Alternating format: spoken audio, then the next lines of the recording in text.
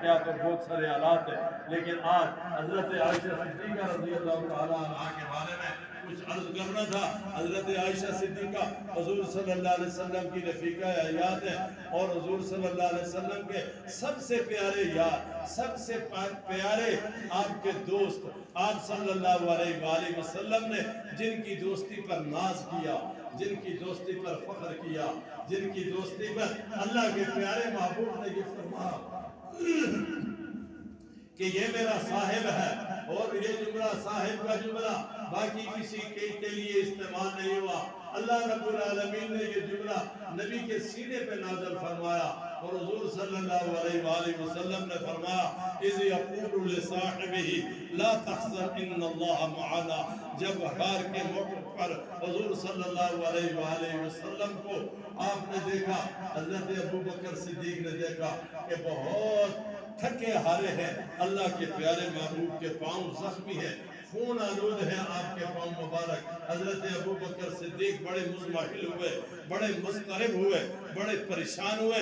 چڑھائی ہے غار کی، اللہ کی قسم ابو بکر صدیق کی آنکھوں میں آنسو آ گئے کہ سرور دو عالم، آپ کو اللہ رب العالمین میں کائنات میں سب سے زیادہ حسین، مہجبین، دل نشین اور بہترین بنایا، اور پھر آپ کو اللہ نے امام الانبیاء اور امام المرسلین بنایا، لیکن آپ کی یہ حالت ہے، آپ کی یہ کنڈیشن ہے کہ آپ کے پاؤں مبارک سے خون جاری ہے۔ اللہ کے نبی سوار ہو جائیے۔ اللہ کے نبی نے فرمایا صدیق کیسی باتیں کرتے ہو، یہاں سواری کہاں سے ہے، سواری کہاں سے آئی؟ اللہ کے نبی سواری ابو بکر صدیق موجود ہے، اور سوار محمد رسول اللہ موجود ہے، اور پھر نبوت کے بوجھ کو اٹھایا۔ حضرت علی رضی اللہ تعالیٰ عنہ نے ایک مقام پر عرض کیا یا رسول اللہ میرے کندھے پر کھڑے ہو کر اب بتوں کو گرائیں۔ اللہ کے نبی نے فرمایا نبوت کے بوجھ کو علی تو نہیں اٹھا سکتا ہے، اگر اس نبوت کو بوجھ کو کوئی اٹھانے والا ہے تو وہ ابو بکر ہے۔ حالانکہ حضرت علی رضی اللہ تعالیٰ عنہ کی شجاعت اور ان کی بہادری اور ان کی دلیری ضرب المثل تھی۔ پورے کے پورے حجاز میں حضرت علی جیسا شجاع اچھا انداز کوئی نہیں تھا رسول اللہ کے بعد، لیکن وہ بھی حضور صلی اللہ علیہ وسلم کے سامنے کھڑے ہیں، اور اللہ کے نبی فرما رہے ہیں کہ تو نبوت کے بوجھ کو برداشت نہیں کر سکتا ہے، اگر نبوت کے بوجھ کو کوئی برداشت کر سکتا ہے تو وہ ابو بکر صدیق ہے۔ یہ اس ابو بکر صدیق کی بیٹی ہے حضرت عائشہ، جو حضور کے نکاح میں آئی۔ ظالموں نے، منافقین مدینہ نے الزام لگایا، ہار گم ہو گیا۔ حضرت عائشہ صدیقہ رضی اللہ تعالیٰ عنہ پڑاؤ کیا ایک مقام پر، رسول اللہ صلی اللہ علیہ وسلم اور آپ کے صحابہ کرام ٹھہرے، غزوہ تھا، ایک لڑائی تھی چھوٹی سی جس کو غزوہ بنی مستلق کہتے ہیں۔ غزوہ بنی مستلق میں کافی سارے مدینہ المنورہ کے منافقین بھی شامل ہو گئے تھے۔ ان کو اس بات کا یقین تھا کہ اس لڑائی میں کوئی مار کٹائی زیادہ نہیں ہوگی، اس میں کوئی زیادہ خون خرابہ نہیں ہوگا، اس میں کوئی زیادہ جان والا مسئلہ، جان دینے والا مسئلہ نہیں ہوگا۔ ایسے حالات میں منافقین تو دیکھتے رہتے تھے کہ کوئی موقع ہاتھ آئے، ہم انگلی کٹا کے شہیدوں میں نام کر ڈالیں، تھوڑا سا خون بہ جائے، ہلکی پھلکی مڈبھیڑ ہوگی، ہلکا پھلکا آمنا سامنا ہوگا، تناظر اور تقابل میں کیا ہوگا کہ حضور اقدس صلی اللہ علیہ وسلم کے صحابہ کرام جو جانثار ہیں، وہ تو فداکار ہیں، وہ تو جان لے کر میدان میں آتے ہیں، وہ تو کہتے ہیں کہ جو مال مانگو تو مال دیں گے، جو جان مانگو تو جان دیں گے، مگر یہ ہم سے نہ ہو سکے گا، نبی کا جاہو جلال دیں گے۔ سبحان اللہ کہتے ہیں، کتنی نیکیاں ملتی ہیں۔ آج کل 9 لفظ ہیں سبحان اللہ کے، 9 حرف، اور 9 ضائع 90 ویسے ہیں، 10 گنا ثواب ملتا ہے نا، تو آج کل 70 نیکی ملتی ہے۔ بخدا اللہ کی قسم 630 نیکیاں ملتی ہے۔ یہ میرے نبی کا فرمان ہے، میں اس پر قسم کھا سکتا ہوں، اور میرے نبی کا بول ویسے کوئی عام بول نہیں ہوتا۔ کیا خیال ہے؟ نبی کا بول جو ہے نا ہے قول محمد قول خدا، قرآن نہ بدلا جائے، فرمان نہ بدلا جائے۔ اللہ کے نبی کا بول ہے، اس لیے 630 نیکیاں ایک لمحے میں کمانے کے لیے آپ کیوں خاموش کرتے ہیں؟ سبحان اللہ، اونچی آواز سے رب راضی ہوگا، جنت میں درخت لگے گا جس کے سائے کو آپ میں ختم نہیں کر سکتے۔ اس دن سوچیں گے اللہ اگر 2-4 مرتبہ زیادہ سبحان اللہ کہہ دیا ہوتا تو آج کتنے کامیاب ہوتے، آج تو سایہ ہی نہ ختم ہوتا۔ سورج کی اس تمازت اور حرارت میں جسم ہمارا گلا جا رہا ہے، باقی لوگ جو ہیں ان کی یہ حالت اور یہ کنڈیشن ہے کہ گھٹنوں تک اپنے پسینوں میں ڈوبے ہوئے ہیں اور ہمیں سبحان اللہ بچا رہا ہے۔ سبحان اللہ، سبحان اللہ۔ حضور اکبر صلی اللہ علیہ وسلم کی عائشہ صدیقہ رضی اللہ تعالیٰ عنہ، حضور صلی اللہ علیہ وآلہ وسلم کو جب خبر ملی کہ حضرت عائشہ رضی اللہ تعالیٰ ہمارے ساتھ ہمارے قافلے میں ہمارے لشکر میں موجود نہیں ہے، واپسی پر جب حضور صلی اللہ علیہ وسلم اور آپ کے صحابہ کرام اس غزوہ سے واپس لوٹے تو کجاوے میں حضرت عائشہ صدیقہ رضی اللہ تعالیٰ عنہ موجود نہیں تھی۔ وہ رفع حاجت کے لیے باہر گئی، واپس آئی تو دیکھا قافلہ جا چکا تھا، لیکن اس وقت کی عورتوں کا وزن دیکھیے کہ حضرت عائشہ صدیقہ کے کجاوے کو اٹھا کر اونٹ کی پشت پر رکھنے والے صحابہ کرام کو محسوس ہی نہیں ہوا کہ اس میں عائشہ موجود ہے یا نہیں ہے۔ اتنی کمزور اور دبلی پتلی تھی۔ آج کل ہماری گھر والی ہے دیکھیں ماشاءاللہ ماشاءاللہ 2.5 3 وزن ہے اور پھر بھی کہتی ہے جی بلڈ پریشر پہنچ جاتا ہے۔ کم کھاؤ نا، کم کھاؤ نا، ذرا کام کاج کرو۔ ہماری عائشہ صدیقہ رضی اللہ تعالیٰ عنہ کو صحابہ کرام نے کجاوا اٹھایا، اونٹ کے اوپر رکھا، پتہ ہی نہیں چلا اٹھانے والوں کو کہ اندر عائشہ موجود ہے یا نہیں ہے۔ اتنی کمزور اور اتنی سکیم اور اتنی دبلی پتلی تھی۔ میرے اور آپ کے نبی کی بیوی، میری اور آپ کی ماں، اللہ کے نبی فرماتے ہیں اے اللہ ذرا اعزاز دے دے، ذرا اعزاز دے دے، ذرا تمغہ دے دے، اے اللہ کوئی شان اور مقام دے دے میری گھر والیوں کو۔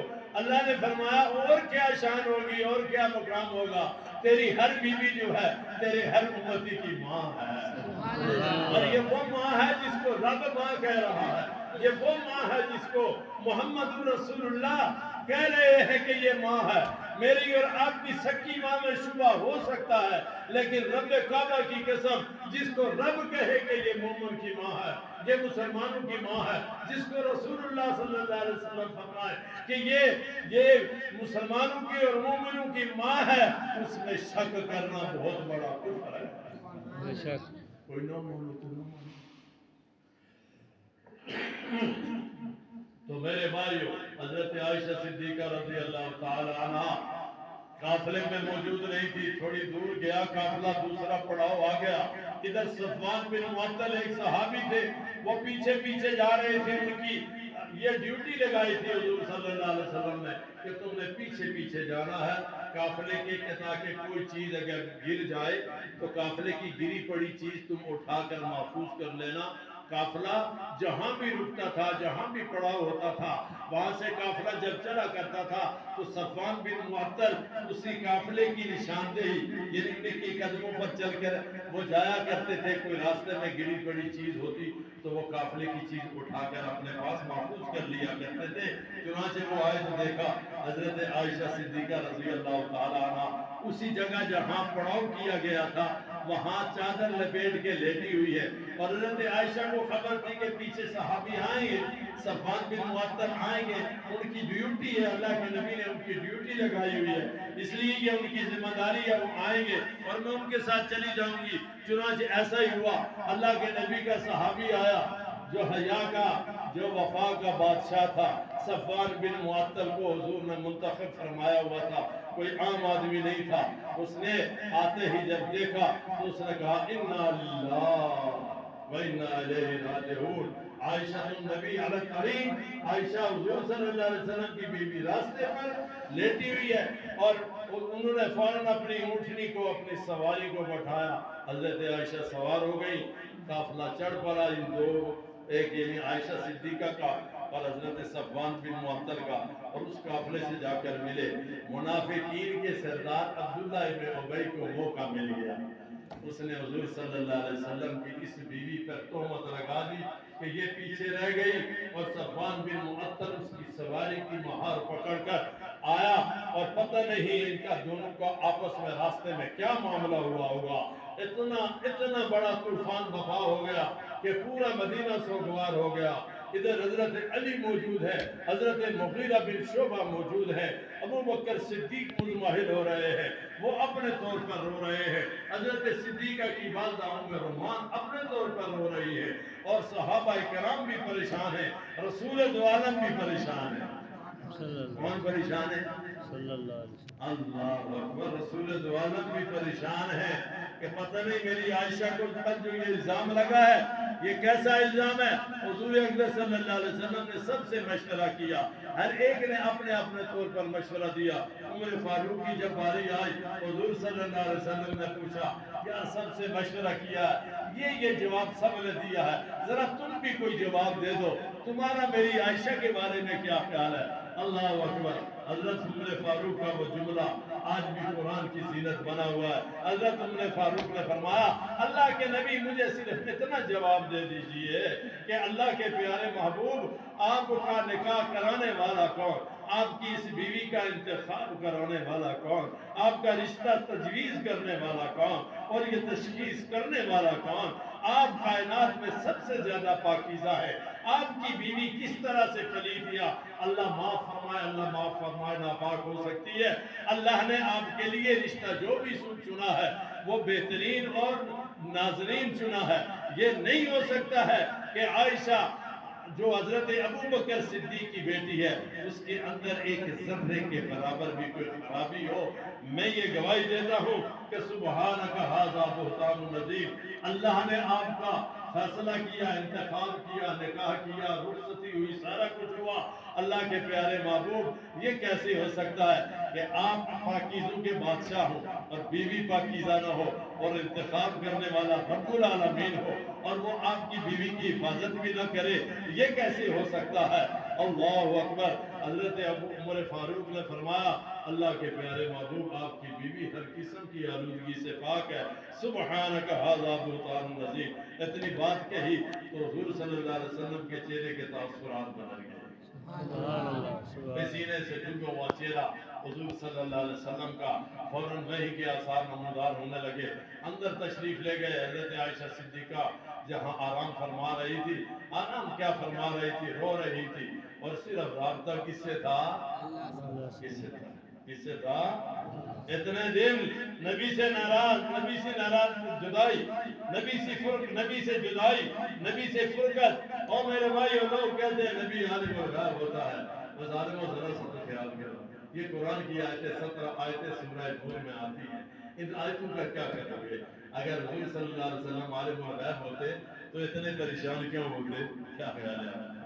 وہ فوراً پوچھ لیتے نا اپنے رب سے یا اللہ یہ کیا معاملہ ہے، لیکن اللہ نے فرمایا میرے پیارے محبوب اسی واقعے سے تو میں تیری گھر والی کو صدیقہ بنت صدیق کو شان اور مقام عطا کروں گا۔ یہ واقعہ تو رونما ہوگا، تب عائشہ صدیقہ جنت میں بھی تیری رفیق بنے گی، یہاں اس کے حجرے کو ریاض الجنہ بنا دوں گا، یہاں اس کے حجرے کو جنت کا ایک ٹکڑا بنا دوں گا۔ میرے پیارے محبوب گھبراتا کیوں ہے؟ صرف اور صرف اسی واقعہ کے پیش نظر اللہ رب العالمین نے سورہ نور میں 17 آیتیں نازل فرما دی۔ تو ٹائم بہت زیادہ ہو گیا میرے بھائیو، تو انشاءاللہ